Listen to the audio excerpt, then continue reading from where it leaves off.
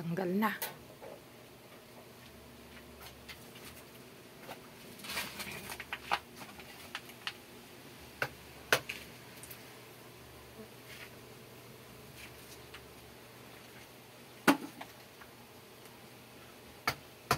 Na ang aking mga lukot, mga po.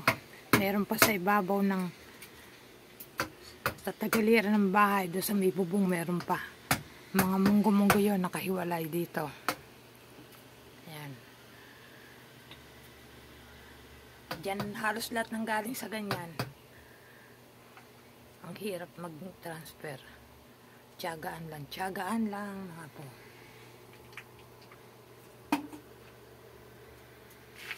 Ito, bagong ano to, lipat na malakas na. Ayun pa, mga bagong lipat. Iba ng kulay ng pollen eh. Baka 50 years na yan dyan. Orange na eh. Hindi na dilaw.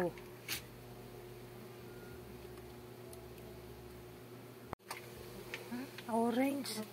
Baka naman ano yan.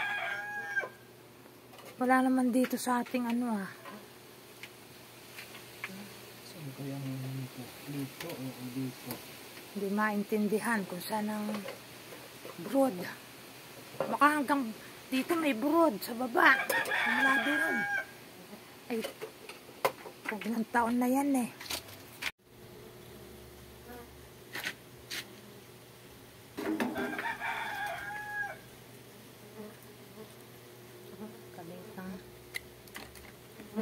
Ay, sa baba pa yata, ano?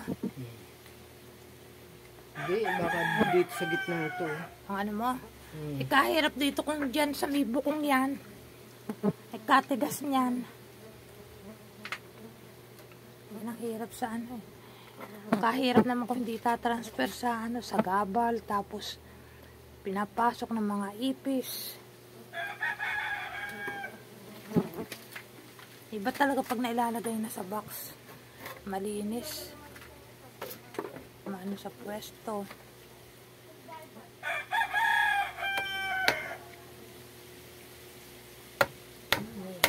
Ano ba yung nasa loob yan? Ugat pa yata yan. Ganyan kahirap. Kaya mahal ang ano eh. Colony pag nasa box na kasi ganyan kahirap ang ginagawa ng ano. Ang beekeeper.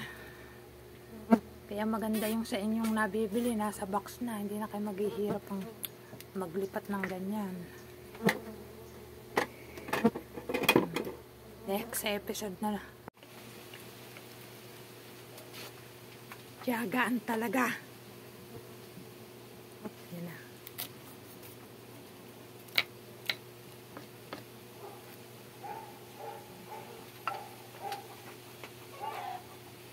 Ito pa mga siguro. Itlog na naman yung manok. Dami mo ng itlog, ilaga na yung iba.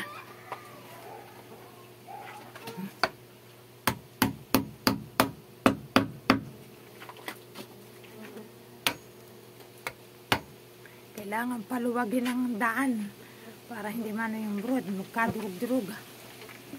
Kaya mahirap sa kahoy.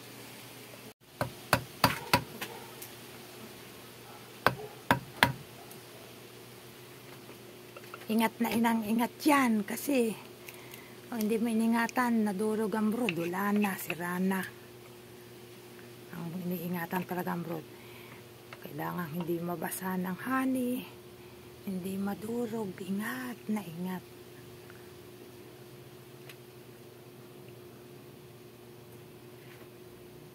Ano kaya yan hanggang saan? Sa ilalim kaya yan? Lalim niya. Parang kalalim siguro, mahaba baka hanggang dito yan. Naka. Kaya malang lukot sa box kasi ang hirap maglipat. Lalo na dito sa Cavite, ang karaniwang lukot dito nakatira sa ano. Ang hirap mag-transfer. Tapos pag na-transfer, isang taon pa bago makabawi. Kaya mas maganda bilhin nyo, nasa box na.